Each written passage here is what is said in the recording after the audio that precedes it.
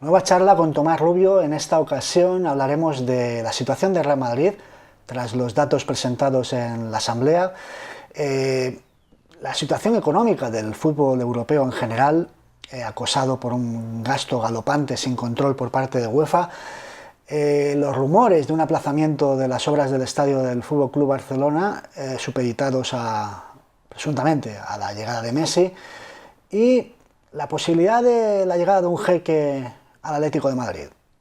Vamos a ello.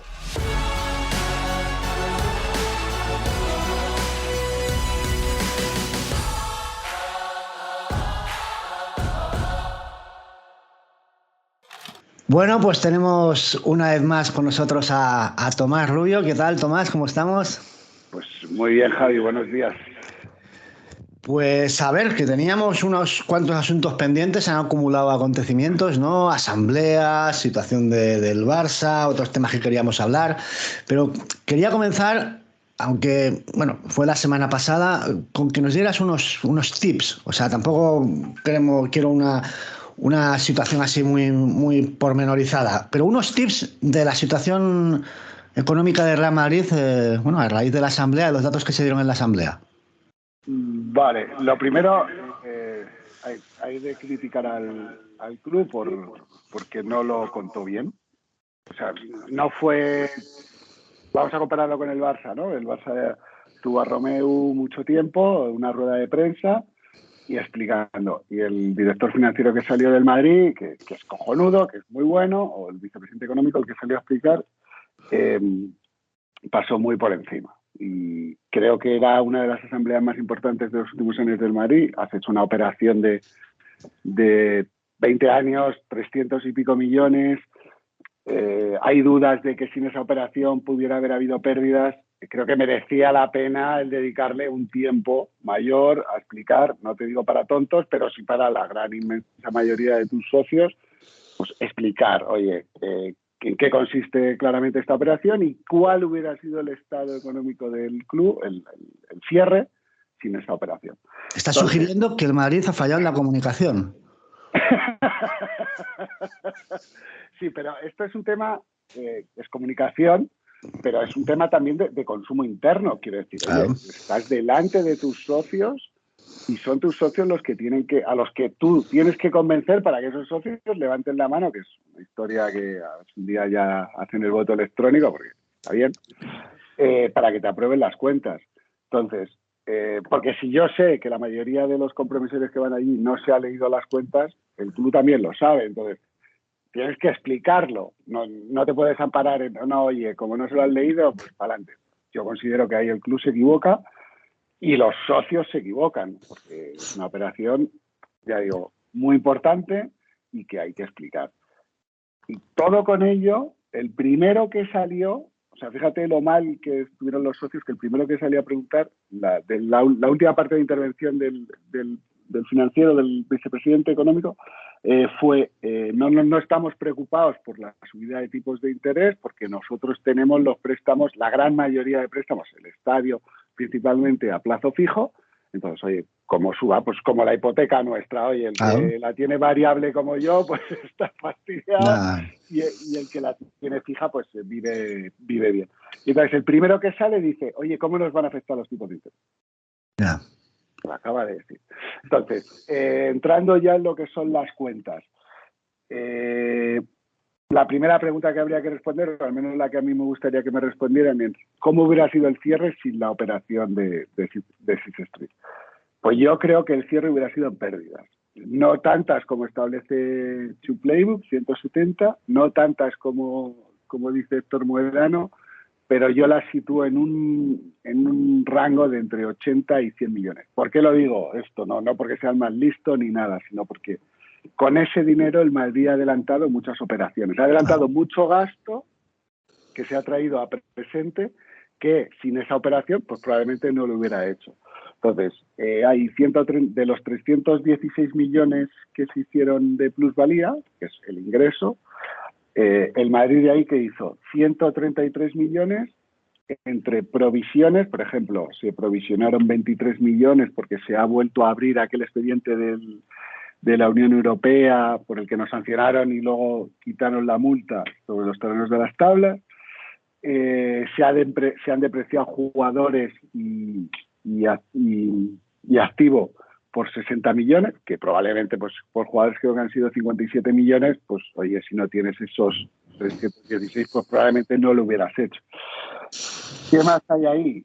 Se han puesto las primas por ganar la Liga y la Champions, que siempre se pagan y se imputan el pasivo a la temporada siguiente, se han metido en estas cuentas, que son 38 millones.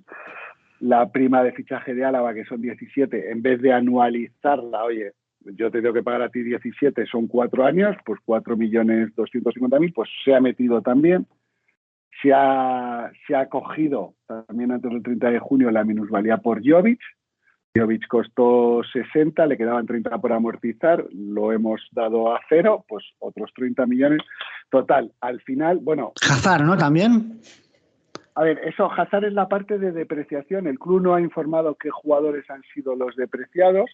La nota que ha puesto el club es: se ha depreciado el valor de unos jugadores por 57 millones y esos mismos jugadores están a la venta por 27 o 22. No, igual estoy ahora mismo, me puedo equivocar, ¿vale? Pero es o 27 o 22 millones. ¿Qué quiere decir esto? Que si cualquiera de estos jugadores o estos jugadores, el Madrid los vendiera por más de 27 millones, genera una plusvalía que es un ingreso. Sí. ¿Vale? O sea, en síntesis, aprovechando que hay una época de estabilidad, digamos, no voy a decir de bonanza, pero sí de estabilidad, el club ha adelantado futuros gastos, ya está.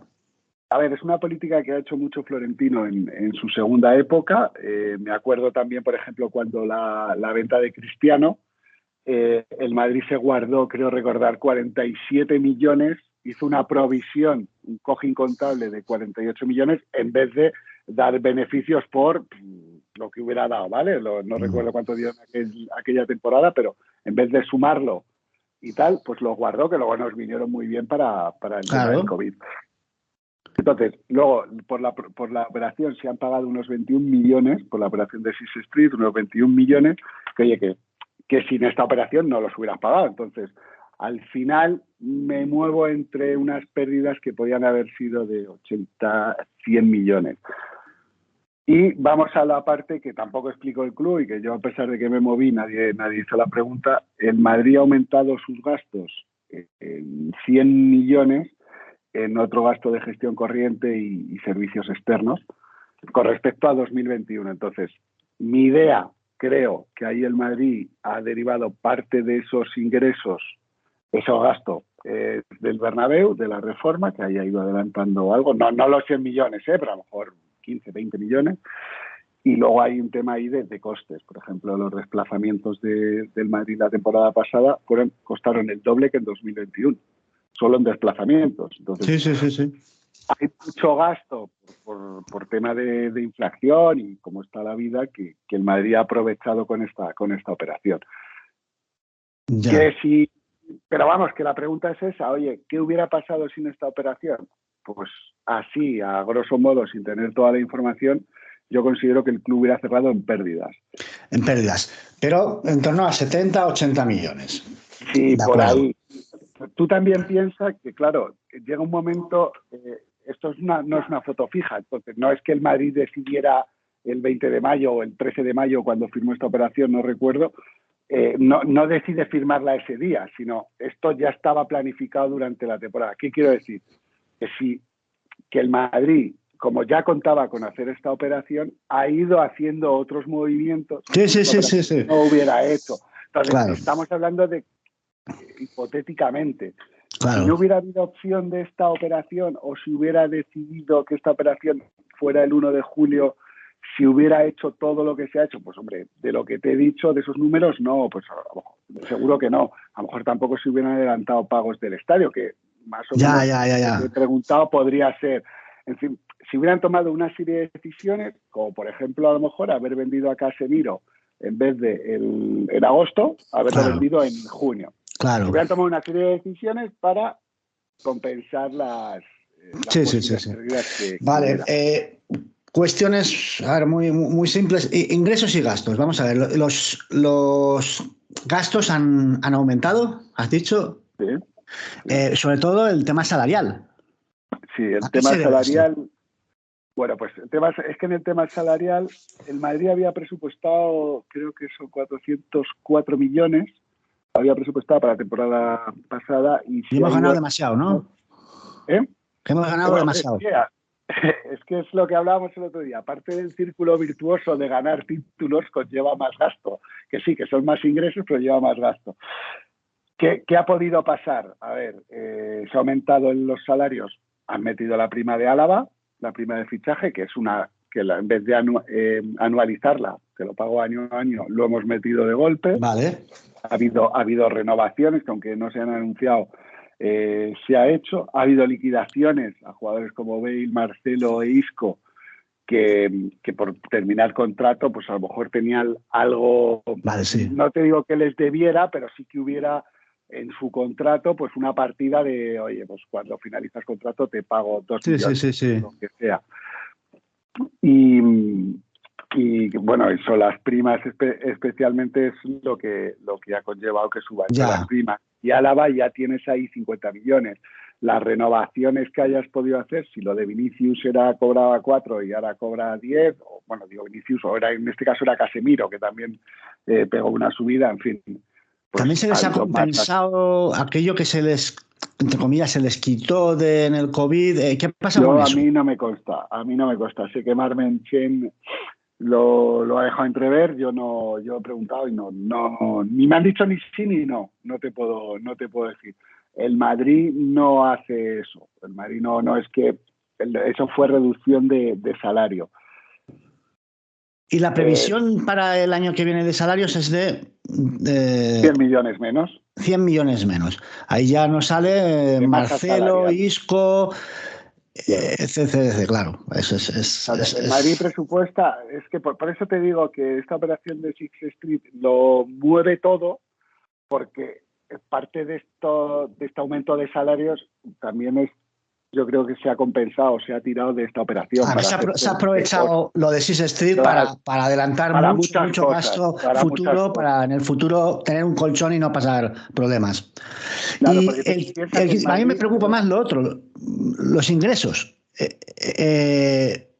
A ver, bueno, a ver, en sí, los sí, dime. ingresos, ¿qué nos ha fallado en los ingresos? No nos ha fallado el estadio, los ingresos por abonos y ticketing eran 80, estoy hablando de memoria, a lo mejor algún dato me vela, disculpad. Creo que se presupuestaba en 86 y nos hemos ido a 105, o sea que ahí ha habido una subida, en parte con solo un partido más de lo que se había presupuestado, que fue el día de las semifinales del City, porque el Madrid siempre presupuesta llegar a cuartos. El estadio ha funcionado bien. En la tele, a pesar de que el Madrid presupuestó, ha habido ajustes, ha habido reducciones que por más que pregunto, no me consiguen explicar el por qué, porque me dicen que se había pagado en 19, 20, no sé qué. Pues tiene que ser un tema de ajustes, que oye, que a lo mejor algún año te han pagado de más y este año, pues aunque te tienen que pagar X, te pagan X menos 2. Ahí se han perdido 12 millones, creo. Y sobre todo la partida de marketing. La partida de marketing ha caído 28 millones y era el primer año sin los ingresos de Providence. Tú sabes que el Madrid hizo una Sí, sí, operación sí. con Providence que consistía en, yo te doy, al final creo que fueron 250 millones al cambio del 10% de los nuevos patrocinios que consiga. Entonces el Madrid ha ido cobrando 50, 50, 50 y 50 y este era el primer año sin ingresos de Providence y hemos caído 28 millones. Ya. Por lo que parece, ha habido ajustes con patrocinios para mantenerlos. Ya. Dentro del esfuerzo que hacen los patrocinadores, el club también ha sido... Ya, la deuda neta, que es la que me interesa, porque aquí hay gente que empieza a hablar de pasivos, de tal, y al final pues, se han dado unos cirios que vamos. ¿La deuda neta cuál es?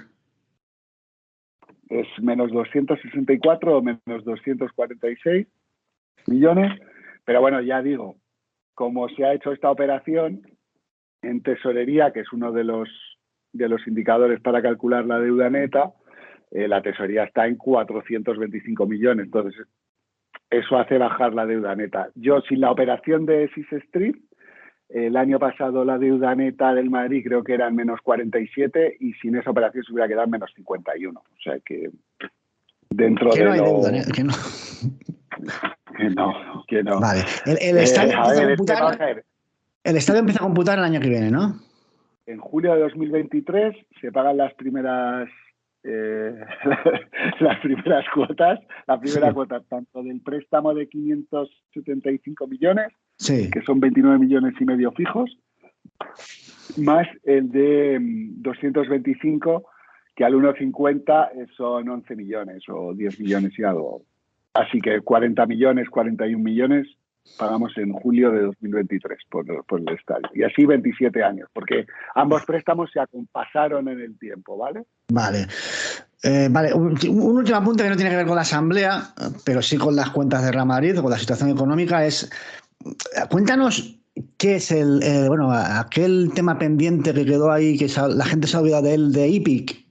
Hubo un litigio ahí con Hípic y me gustaría que le explicases a la gente lo que es, porque igual es relevante, ¿no? Si ganamos, a ver. A mí me parece muy relevante, además era una operación que yo apoyé muchísimo porque cuando vas a reformar un estadio o tiras de tus fondos propios, de tus riñones, de tu tesorería, lo cual repercute en el rendimiento deportivo, o sea, no vas a poder fichar jugadores y cada año tienes que estar pagando 100 millones, pues es imposible competir al nivel del Real Madrid, bajas el escalón. Entonces, el Hípic empezó como patrocinador en el Madrid y en 2014 firmaron un acuerdo de patrocinio más naming rights por 400 millones a 10 años. Que era 40 millones al año por el patrocinio, que no recuerdo qué tipo de patrocinio hacían. No era la camiseta, pero a lo mejor era la televisiva, no lo sé. Más el nombre al Bernabéu, el apellido comercial o el nombre comercial. Que ya ves tú, son 40 millones al año. Pensad que el Barça ha firmado ahora con Spotify, pasados, cuando vuelvan al Camp Nou ya reformado, por 12 millones al año. Creo que el mayor contrato al año creo que es el antiguo Staples Center de Los Ángeles, que ahora es cripto, y creo que son 30 millones de dólares al año, o 33. O sea que era un acuerdo espectacular. Entonces, ¿qué pasó? El Madrid, para esa reforma que iba a hacer en 2014, aquella reforma fue aprobada por Ayuntamiento, Comunidad de Madrid, etcétera, etcétera, pero luego lo llevaron al juzgado, denunciaron esa operación, pues creo que eran los Verdes, un grupo de socios del Madrid, los vecinos, en fin, bueno, pues lo que es la democracia normal, que oye, que a quien no le gusta la operación, pues la lleva al juzgado y la denuncia. Entonces aquella operación fue, al final la justicia la tumbó, y entonces el Madrid recompuso otra vez el proyecto rápidamente y según el Madrid lo presentó en tiempo y forma que establecía el contrato con Hípic para que ese contrato siguiera vigente. Hípic no dice que no. ¿Qué es lo que pasó? No sé si te acuerdas que había un vídeo de Florentino diciendo ¿qué nombre le van a poner el estadio? El que ellos quieran y tal. Porque Hípic era el dueño de Cepsa y el nombre original iba a ser o Santiago Bernabéu Cepsa o Cepsa Santiago Bernabéu y tal. ¿Qué pasó? Que a Hípic lo compró Mubadala, que Mubadala es el dueño del Manchester City. Y casualidades de la vida, tras una reunión en Abu Dhabi de altísimo nivel, pues Hípic se echó atrás y el Madrid dijo que ese contrato estaba vigente, total, que fue al Tribunal de Arbitraje de París y se espera resolución ahora, esta temporada, por fin, porque esto ha pasado, yo creo que está desde 2019. Y el Madrid reclama la ejecución de contratos y el cobro. Bueno, exactamente no sé lo que reclama el Madrid. Yo entiendo que el Madrid reclamará la ejecución del contrato, porque es un contratazo para empezar, de 400 millones a 10 años, que en el peor de los casos, ¿qué es lo que pasará? Pues que se negociará y habrá en todo caso alguna indemnización económica. Pero es una resolución. Por eso tampoco el Madrid ha avanzado mucho en el tema del nombre comercial o apellido comercial del estadio, porque tiene esto pendiente. Vaya, que no sabemos. Una lluvia de millones inesperada aquí, o esperada, pero que estaba olvidada. A ver, ahí hay un contrato, veremos si tenemos razón o no tenemos razón. Ya te digo, se llegó por los pelos, el propio club reconoce que llegó al deadline que le marcaba el contrato por los pelos y no lo sé. A ver, me parece... Igual tenemos que llamar al estadio Santiago Bernabéu Erling Haaland ahora. Sí, o Pep Guardiola, Santiago Bernabéu. No, a ver, ya fuera, me parece muy difícil de creer que los dueños del City paguen al Madrid por poner el Claro. Parece que no, como que no encaja, ¿no? Claro. Para Pues un mira, tipo de... quería comentarte, a ver, una vez ya hecho la fotografía de la situación de Real Madrid, que a mí me parece que es... Quiero hacer un inciso en la... Sí, dime. De las cuentas. El Madrid por primera vez en tiempo ha retrocedido en su excelencia económica. Mi sensación es que nos hemos bajado un poco el nivel. Sí, sin duda. No es bueno ni mal. Bueno, malo es, obviamente, bajar un poco la excelencia, pero que se han hecho cosas que el Madrid no acostumbraba a hacer. Por ejemplo, lo de la plusvalía, el Madrid, a mí de la operación de Six Street, yo cuando pregunté y por la gente que conozco que está allí y tal, lo normal es que eso se hubiera anualizado, no se hubiera traído toda la plusvalía a tiempo presente, sino, oye, si a mí me van a pagar 18 millones al año, o sea, si son 316 entre 20 años lo que dé, pues yo voy sumando todos los años 18 millones. Y eso el Madrid se ha salido. Por eso puede ser indicativo de que esta operación ha servido para tapar un pequeño desajuste en las cuentas o un desajuste en las cuentas. Nada que sea preocupante, porque ya te digo, la deuda está subcontrolada y si el Madrid termina el estadio a cometer o pedir, mejor dicho, otro préstamo, tirando ya de sus recursos propios de tesorería, mi opinión de las cuentas va a ser mucho mejor. Claro. Digamos que goza de una buena salud económica, pero que hay indicios ya que pueden empezar a preocupar. ¿No? Hay indicios, inercias que te hacen torcer el gesto, pero que la situación objetivamente es buena. Sí, pero la situación del mundo objetivamente es muy puñetera. Ya te lo comenté en la otra charla, que me preocupa un poco pues el hecho de la viabilidad del fútbol. Es que, vamos a ver, es que en la Premier League... Ahora, la cuestión es si el Madrid, con la política de austeridad que lleva, que siempre ha estado intentando no superar ese... Creo que es el único club de la élite que no supera ese ratio de masa salarial con respecto, con el porcentaje que te aconseja la UEFA. Si el Madrid, que ha tenido un gasto en fichajes contenido, ahí lo tenemos, a veces se dice, ¿no? Está perdido en la mitad de la tabla en la clasificación de clubes que más gastan en fichajes en los últimos 10 años. Si el Madrid, que hace los deberes económicamente, empieza a perder dinero, y ves que la cuenta, sobre todo de marketing, va para abajo, pero es que te fijas que los clubes de la Premier League es que son todos deficitarios. Es que, como decías tú el otro día, la diferencia con la Premier League es que ahí hay unos señores que luego, como son los dueños y son ricos, pues hay pérdidas, pues las pongo yo, pero pierden dinero, es que no son clubes viables. Es que en Italia es dantesco lo de la Juve, es casi, ves la fotografía, decimos, del Barça, ves la Juve y es un club que parece que vaya a desaparecer mañana.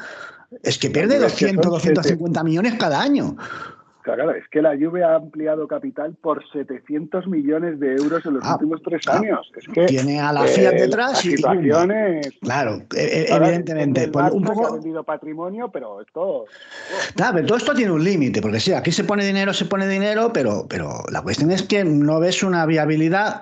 Ya no hablamos del Barça, porque el disparate ya es que no hay por dónde cogerlo. Entonces, la cuestión es, hasta el Madrid teniendo un poquito haciendo los deberes, siendo disciplinado, pierde dinero. Si el marketing va hacia abajo y sobre todo los gastos, que yo creo que es el tema, ¿no? Los gastos son incontenidos, pues la viabilidad del fútbol se presenta como muy complicada en este contexto de UEFA, que yo creo que todo viene de eso, ¿no? En gran parte, de ese libertinaje que ha permitido la UEFA con el fair play, que aquí hay gastos que aquí la gente gasta pues a cascoporro, que la inflación se ha disparado y nadie ha hecho para contenerla, y que los gastos son muchísimo mayores que los ingresos, que el incremento de los ingresos. Sí, es así. O sea, lamentablemente el fair play financiero como idea el UEFA me refiero, como idea es cojonuda, bien aplicado, hubiera servido yo creo para contener un poco, pero bueno, como ocurren estas pequeñas cosas, pues bueno, pues como pasa, es que al final, mira, es muy demagógico cuando estás muy en el poder hay mucha demagogia. Por ejemplo, la Premier aprobó la compra del Newcastle porque creyó que el fondo de la familia real no tenía nada que ver con la familia real que domina el país. Quiere decir, como que la familia real del país es una y los dueños del fondo son otros, ¿sabes? Que es como... No. Ha habido hay mucha demagogia de poder, se ha abierto mucho la mano o no ha abierto la mano, sino se te han colado por la gatera. 2.700 millones del City por detrás, 1.800 del PSG. Esto es lo que tenemos contrastado, pero para saber lo que han metido otros clubes y no se han puesto puertas. Sé que es muy difícil ponerle puertas al campo porque es muy complicado, pero no se ha hecho lo suficiente. Entonces, ahí tienes al Madrid que esta temporada se enfrenta a unas, vamos a decir, curvas. No es que vaya a perder dinero o que no sea viable, porque sí es un club viable, pero oye, dentro de tu viabilidad un año puedes derrapar, porque ocurre, estas cosas ocurren en todas las empresas, pero tu viabilidad está garantizada, pero es que el resto de clubes, es que el PSG estaba por encima del 100% pagando en salarios, en salarios y amortizaciones, en masa salarial. Destinaba más del 100% del total de sus ingresos, porque UEFA mide el total de los ingresos, no los ingresos ordinarios como hace el Madrid, que el Madrid siempre te pone el 70%, el 69%, el 70%, el 50%, lo que sea, sobre ingresos ordinarios. Y UEFA te mide sobre los totales, o sea que el Madrid siempre está por debajo de ese 70%, bueno, este año creo que es 71%, pero con respecto a los ordinarios, no al total de ingresos. Entonces, joder, es que o se toman medidas que pueden ser impopulares o no lo sé, porque luego cada uno lo ve como quiere, o se empieza a cortar el gasto o... Sí, pero la cuestión sé es dónde va a terminar. que no se hace es que no... y en este contexto es que, a ver, hay gente aquí que arremete contra la Superliga y tal. Yo no sé si la solución es la Superliga o no. O imagino que la solución será combinada, no solo la Superliga. Pero sea cual sea la solución, lo que la gente tiene que entender es que en esta situación, en el actual contexto, el Madrid y el Barça no pueden competir. Es imposible. Da igual lo que haga el Barça, da igual lo que haga el Madrid. Si es que no pueden, porque la cosa va a ir a peor, en el sentido de que pongamos, ahora el Barça está aquí, que si las palancas, que si tal, pero si es que tú lo que tienes que contener es el gasto, y tú no puedes contener el gasto si hay unos clubes que cada vez invierten más en salarios y más, con independencia de que eso les suponga pérdidas o no, pues a ver... Ahora dicen es que Piqué, Alba y Busquets se van bueno, cuando sus contratos ya no estén, pues vamos a rebajar. Pero si es que Pedri, ahora ya están hablando de renovación de Pedri, fíjate. La han renovado hace 2 días. Ahora ya están hablando otra vez de ir a renovarlo. ¿Por qué? Porque Pedri está cobrando, pongamos, no sé si son 10 brutos o así, pero verá que hay gente de su nivel que está cobrando 20, 25, 30 y no se va a quedar por amor a los colores. Pero es que lo mismo va a pasar con Fede Valverde, lo mismo va a pasar con Vinicius. ¿Os creéis que van a quedarse aquí si ven que en otros sitios ganan el triple? Pues no. Entonces, esto no es sostenible. Es decir, el Madrid y el Barça o se endeudan o gastan más de lo que deben, pues no pueden competir. No, tienes que tener un ratio de acierto en tus inversiones espectacular, en fichaje espectacular. O sea, lo que está haciendo el Madrid estas 2 últimas temporadas, que tiene un ratio del 100%, los 4 fichajes que ha hecho son 4 fichajazos, o te será muy difícil competir.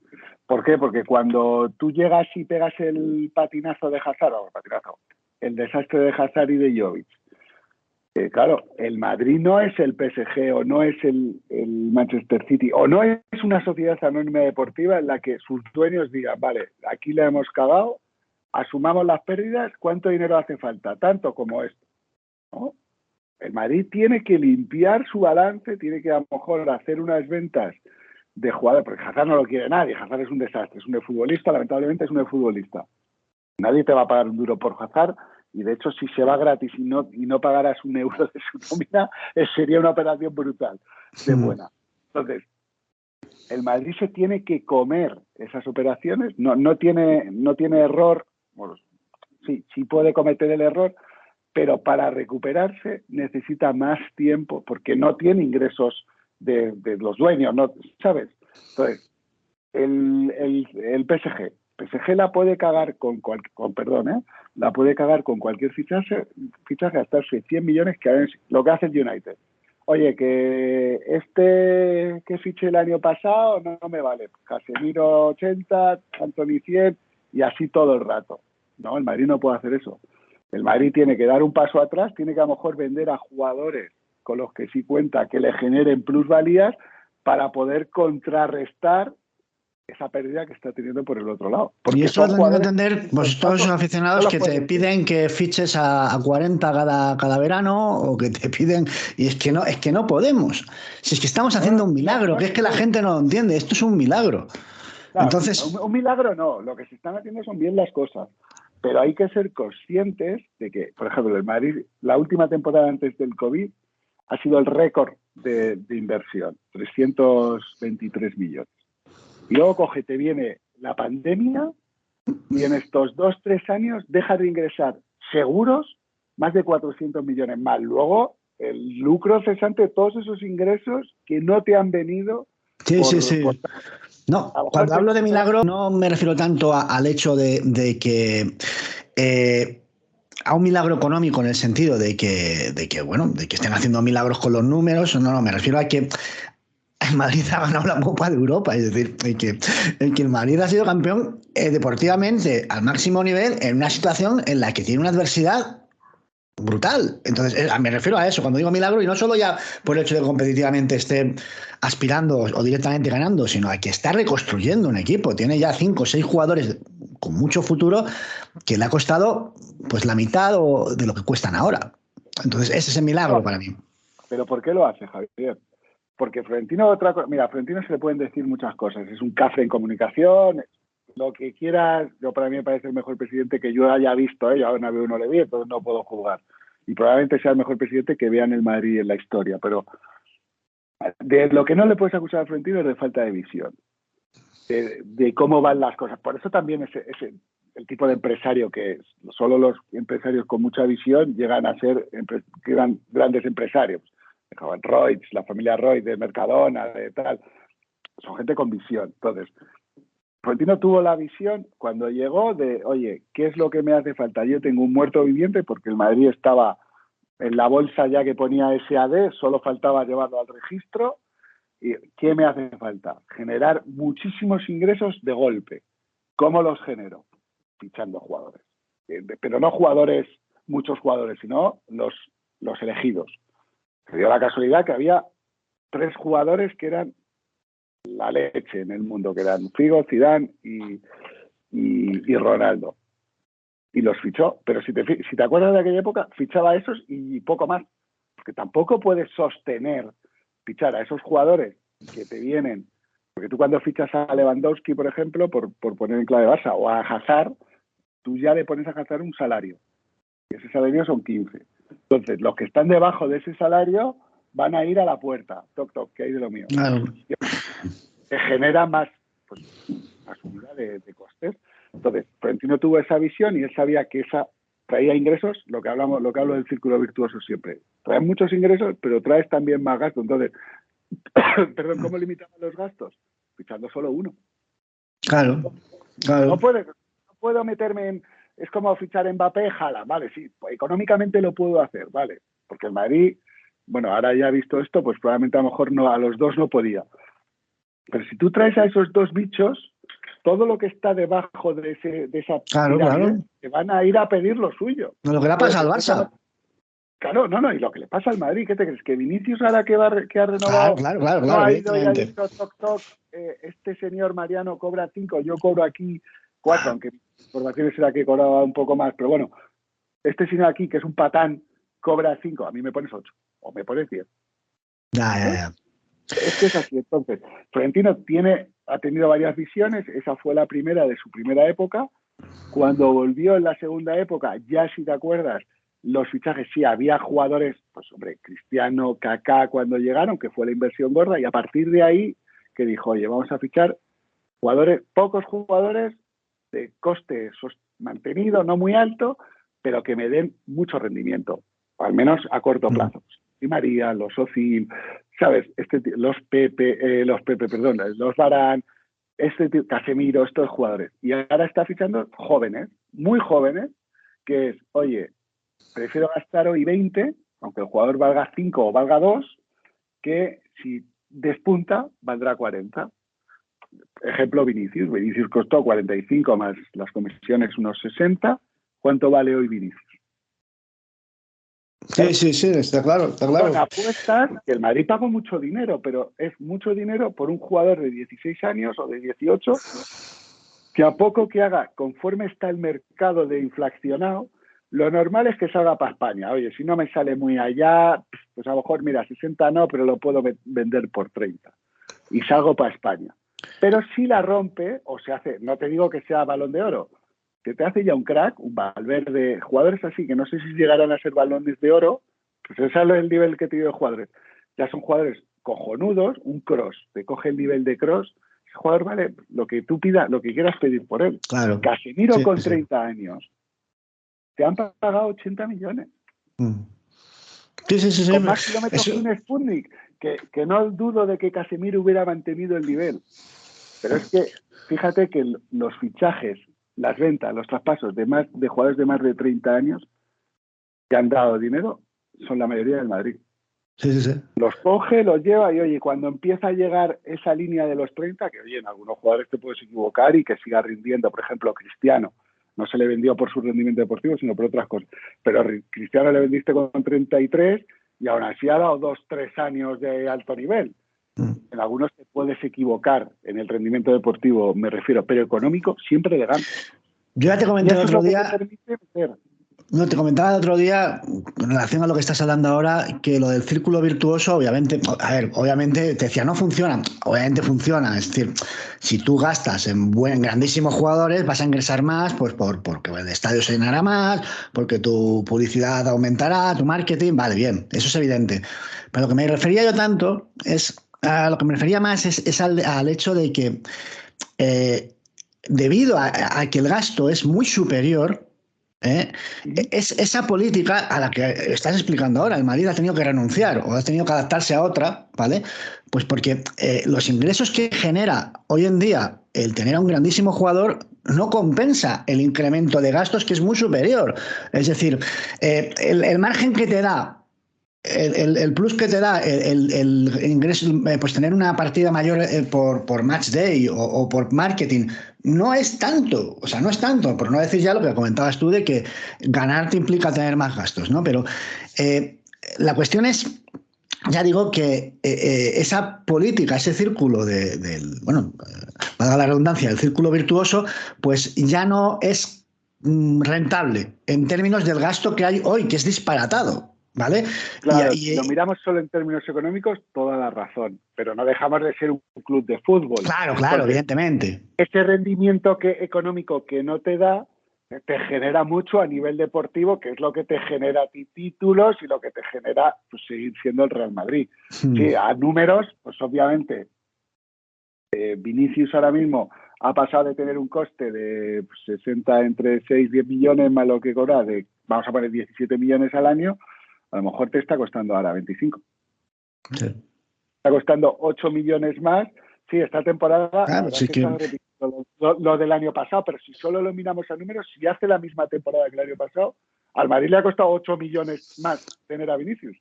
El equipo que ha ganado la Copa de Europa y la Liga ha tenido pérdidas. Sí, no, recuerda lo que hemos hablado sobre la plusvalía de Six Street y las cosas que se han hecho que no se hubieran hecho sin la plusvalía y las decisiones que hipotéticamente tienes toda la razón.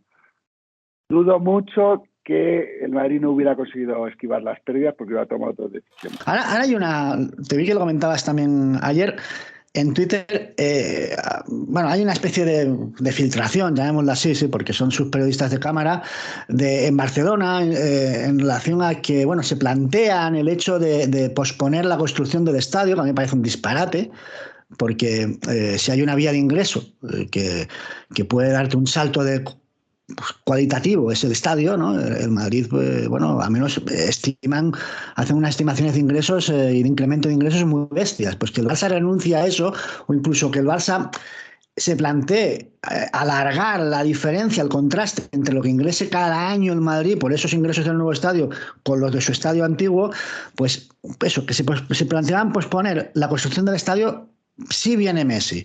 Y no se entiende muy bien porque es que pues no tiene sentido. Y decían, bueno, es que si viene Messi, a no sé que le hagas como un gesto de homenaje para que pueda retirarse aquí con el estadio de siempre y tal, la pérdida de ingresos es brutal. Lo que Messi puede aportar a nivel de público es muy pequeño. No compensa el hecho de retrasar tantos años la construcción de un estadio. Es que no tiene ni pies ni cabeza. Es decir, por más que digas tú, bueno, pero es que en Montjuïc tendremos 60.000 y en el Barça la media ahora son de unos 80 y pico mil espectadores. Vale, aunque Messi llene el estadio cada semana con 25.000 más, lo que te va a dar eso económicamente no es comparable con los ingresos que te puede generar durante 2 años un estadio nuevo. Sí, mira, son muchas cosas, me las he ido apuntando. Sí, perdona. Lo primero, con lo de respecto a Messi, lo hablamos ayer por privado. Ellos mismos reconocen que van muy tarde. Lo hemos oído en Laporta, en Romeu, en Reverter cuando estaba, que la reforma del estadio iba muy tarde.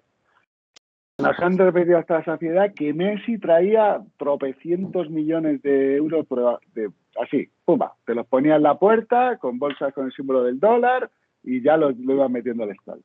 Entonces me dices que vas tarde y que te vas a traer al jugador que en teoría te va a llenar de ingresos todo y vas a aplazar la obra estratégica del club en 50 años como es el estadio. Cuando tú, si encima te traes a Messi, vas a compensar esa pérdida de irte a Montjuïc. El club estima que irse a Montjuïc le cuesta 50 millones de euros en tickets. Vamos, en ingresos de estadio. Si Messi te trae tantos ingresos, ¿te va a compensar esos 50 millones? Primero, a lo mejor vas a poder subir, no el precio de los abonos, pero sí el precio de las entradas para que puedas generar más ingresos. Para el COVID, ingresos por patrocinio, te puede traer patrocinadores. La U televisiva, que es la publicidad que vemos abajo, la que va cambiando constantemente. ¿Te va a compensar? Es que es de cajones, 1 más 1. O sea, si ahora mismo lo que necesita el Barça es generar más ingresos para poder acometer la obra o la reforma con las máximas garantías. Coño, ¿por qué vas a renunciar a hacer la obra en la que tú dices que llegas tarde, que ya dices que estás metido, que yo solo he visto que han quitado el marcador, el videomarcador, y lo vas a parar cuando traes a un tipo que te va a traer muchos ingresos? No me encaja. Me parece evidente que es una excusa pues, porque tienen problemas con la concesión del crédito, que siempre sale además de 1.500, que yo doy por hecho que ya no serán 1.500, porque eran 1.500 hace un par de años, que ahora serán 2.000. Vamos, que es que no lo veo claro. Para que veas la razón que tienes en qué te va a compensar Messi, la presencia de Messi. Te puede compensar en ticketing algo tal, pero mira, ayer el Barça lo sacó. Con respecto a la 18-19, la temporada 18-19 fue el récord histórico del Barça en recaudación vía estadio. Superó los 200 millones, o sea, el mejor año. Vale, pues a día de hoy, con los partidos que se han jugado hoy, un 19% más de asistencia en el Camp Nou. Un 46% más de entradas y, lo más importante, 18% más de ingresos. Quiero decir, vale, te vas a traer a Messi, o sea, tú ya estás con el Barça actual, que la gente ilusionada está, no, lo siguiente, muy ilusionada. Estás llevando el ritmo, porque además el Barça ha presupuestado este año, como han subido todas las partidas de gasto, ha presupuestado mejorar este dato que te he dado de 200 y pico millones de 18-19, un 20% más, recaudar un 20% más. O sea, que ha hecho un presupuesto agresivo en ese sentido. estás ahora mismo en línea con tu presupuesto, con tu mejor presupuesto de la historia, con tus mayores ingresos de la historia, y no te vas a traer a Messi. Pues, joder, pues en blanco y en botella, pero si Messi tanto te va a traer, es que blanco y en botella. ¿Cuál es el problema? Que a lo mejor no te trae tanto como dices. Segundo problema, que a lo mejor Messi no viene barato y te tienes que pagar. Claro. ¿Y cuál es el tercer problema? Que a lo mejor es una cortina de humo. Claro. Que a lo mejor el problema está en que Goldman Sachs ahora mismo o no les está concediendo la financiación, cosa que dudo, porque Goldman Sachs, otra cosa no, pero toma decisiones arriesgadas, pero le puede estar pidiendo garantías que el Barça no quiera dar. De hecho, ya se filtró, creo que lo publicó Voz Populi, que estaba... No se fue Voz Populi, fue Culemanía, creo. Culemanía. Que estaban pidiéndole pues prácticamente el club. La propiedad, sí. Te lo dije ayer, pero si es que Goldman Sachs, tanto que dicen, no hemos conseguido una financiación, no sé si te acuerdas, de los 595 millones, ¿cómo se financia el Barça de bien? No sé qué, no sé cuánto. Se lo concedieron con el 90%, ignorando, poniendo como garantía el 90% de los derechos de televisión. De hecho, de televisión, sí. Claro que esos son 150 millones al año. O sea, para darte 595 a 12 años, todos los años ponías de garantía 150 millones. Ojo. Entonces, las cosas como son. No está el Barça en una situación ahora mismo crediticia que a lo mejor lo que le ofrece Goldman Sachs o lo que le pide Goldman Sachs sea lo mejor que pueda conseguir. Ahora, si lo miro desde el lado que me gusta a mí la economía del deporte, yo creo que el Barça no está en condiciones de meterse a hacer la reforma. Claro, es un poco contradictorio, ¿no? Pero es decir, no puede salir de esta sin la reforma, pero no está en condiciones de meterse en la reforma. O sea, claro, pero es que el problema que está teniendo el Barça es que no está reducido, que es lo que decías tú. Si todo esto son gastos, ¿de qué me vale a mí ganar 3.000 euros al mes? Pensar que soy un tío que tiene una nómina de la hostia si me estoy gastando 4.000. No me vale de nada, más pronto que tarde voy a perder la casa, el coche, la mujer y los vicios. Lo voy a perder todo. Bueno, primero los vicios, que es lo más importante. Pero bueno, ¿sabes lo que te quiero decir? Entonces, el Barça, el problema que tiene es que todas las líneas de gasto del presupuesto han subido. Todas. No se ha librado ninguna. ¿Por qué? Porque vas muy corto de ingresos. O sea, no porque han subido porque vas corto de ingresos, sino porque el Barça sigue comportándose como se comportaba anteriormente, tacatá en el mercado de fichajes, tacatá en los salarios, sí, lo han cortado un poco, pero no llega, no ha tomado decisiones importantes. Bueno, la han cortado un poco o no, porque yo alucino cuando ves el gasto salarial. Todos los contratos son crecientes. Ya hemos visto cuánto va a cobrar el Lewandowski, que es un disparate. O sea, es que ha venido aquí porque nadie le podía pagar eso. Es que con 30 ahora tiene 35, ¿no? Con 37 años va a ganar 26 millones. Es una barbaridad. O sea, yo no sé si alguien se lo podía pagar. Lo que sé es que el Barça no se lo podía pagar. Claro. No se lo podía pagar, no se lo debía pagar.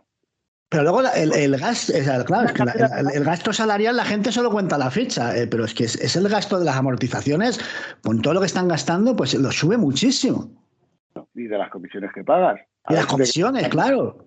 La fiesta de cumpleaños de Pini Zavi, que costó 1 millón de euros, salió porque salió de las operaciones. Por cierto, Pini suele estar en muchas operaciones del Barça, ¿eh? No sé, está ahí por ahí. Que el Barça tiene el problema ese de que él está tomando... O sea, está salvando todo, él sigue en la carrera de gasto disparado, porque ya te digo, tanto que decían tenemos que bajar la masa salarial. Y los muy cafres la han subido. Y la vuelven a subir esta temporada. Entonces, sigue en una carrera de gastos disparada y ya sale Romeo diciéndote que van a tener que activar otra palanca porque tienen 200 millones de desequilibrio. Entonces, un club que tiene hoy día 200 millones de desequilibrio patrimonial no puede meterse en una operación de ese calado. No puede. Bueno, yo digo yo digo que no puede. Al menos no debe. Por eso la normativa de fair play que a ver, que en España y mira que es de la más rigurosa casi que hay en Europa. Pero bueno, pero no es perfecta y lo demuestra esto. O sea, el hecho de que yo no entiendo muy bien cómo no hay ningún factor que pueda regular el hecho de que un club se tire por un barranco. Es decir, claro, la liga no es quien para marcar la política económica de un club, pero en un caso tan flagrante como este, ¿cómo? No, o del Atlético de Madrid, no por ejemplo. Del Barça, o del Atlético de Madrid. El Atlético de Madrid ahora mismo tiene unos vencimientos de deuda en 2, 3, 4 temporadas que son insoportables. O sea, va a tener que volverle a dar una patada o van a tener que ampliar para quitársela de una vez. Bueno, la rumorología dicen que van a vender el club, ¿no? Van a vender el club y parece que todos los movimientos van por ahí. Claro, pero eso es lo que te lleva a lo que tú bien dices, de que el fútbol no es sostenible. Llega un punto el Atlético de Madrid viviendo su mejor década de la historia. Claro. A ver, a lo mejor en otra década, algún Atlético a lo mejor nos está viendo y me corrige y ganaron 3 ligas, no lo sé, ¿vale? Pero por lo menos de la historia moderna que yo he conocido del Atlético de Madrid, has ganado en la última década 2 ligas, has hecho 2 finales de Champions, has estado periódicamente en Champions, o sea, has ganado Copas del Rey. Quiero decir, una década, si no la mejor, por lo menos la mejor de los últimos 40 años, desde que eres Sociedad Anónima Deportivo. Y fíjate dónde estás. Sí, sí. Que tus dueños van a tener que vender el club, que lo venderán, oye, a mí me dijeron que lo habían valorado entre 650 y 800, más o menos, estaba ahí moviéndose, más la deuda. Es decir, la compra del Atleti, si se hace la venta, va a ser una parte en efectivo, en cash, por decirlo así, o bueno, un pago, que puede ser 600 millones. ¿Y la deuda es? Y más 500 y pico de deuda. O sea, 1.100, 1.200 millones. 1.200, 1.300 millones, sí. No, se habla, y más en esas cifras, se habla de que va a ser el primer gran desembarco en España. Porque claro, realmente que ya te indica que el fútbol español algo no funciona bien cuando aquí no llega ningún magnate, ningún club de estado o nada. Pero parece que ahora va a ser la primera llegada. Me lo has quitado de la boca. Es que lo iba a decir. Digo, ¿por qué a nosotros nos llegan Peterman? Claro. O nos llegan tal. Y no nos llega, yo qué sé, el del Liverpool. O no, el del United. O el del Chelsea. No te digo ya los clubes estado, ¿eh? No entro ahí. ¿Por qué no nos vienen aquí? Es que al Madrid le ha venido Legends. Y Legends es, creo que era el dueño de los Cowboys y de no sé qué equipo. Bueno, es dueño, a lo mejor me estoy patinando, era dueño de un equipo de la NFL y de un equipo de la Major League Soccer, de la Major League de béisbol. Ese tío tiene aburrir. Y tiene Legends y el Madrid ha firmado con la mejor empresa. Pero es que no vienen a España. Que aquí te ha venido Peter Lim, que sí, pero Peter Lim tiene un patrimonio el que tiene, un tipo de Singapur, todos sabemos, bueno, en fin, no entremos en detalle, pero bueno, de Singapur, es el máximo nivel que te ha entrado. ¿Por qué no te viene, joder, el que ha comprado el Milán es un fondo de la hostia, fondo brutal? ¿Por qué aquí no vienen, no? Entonces, al Atlético de Madrid le ha llegado Ares Management, que es un gran fondo, y ya cuando puso el dinero el año pasado, ya puso una opción de compra por el club. O sea, tú fíjate ya qué clarico lo vieron. Y si es que tiene toda la pinta, es vencimientos de deuda, han cogido el dinero de CVC para hacer la ciudad deportiva, le han regalado los terrenos allí a 75 años, como cuando alguien quiere vender su empresa, un fondo de inversión quiere vender su empresa, inflo los gastos, la valoración, ¿para qué? Para sacar el máximo dinero y voy. Perdón, ¿eh? Pues nada, que ha sido un placer como la anterior ocasión y que muchas gracias y que nos veremos por aquí otra vez. Y que ganemos esta noche, ¿no? Ah, bueno, es verdad, y que ganemos. Ganemos. Venga, un abrazo. Venga, otro.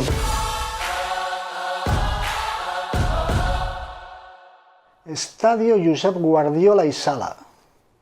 Tócate los huevos.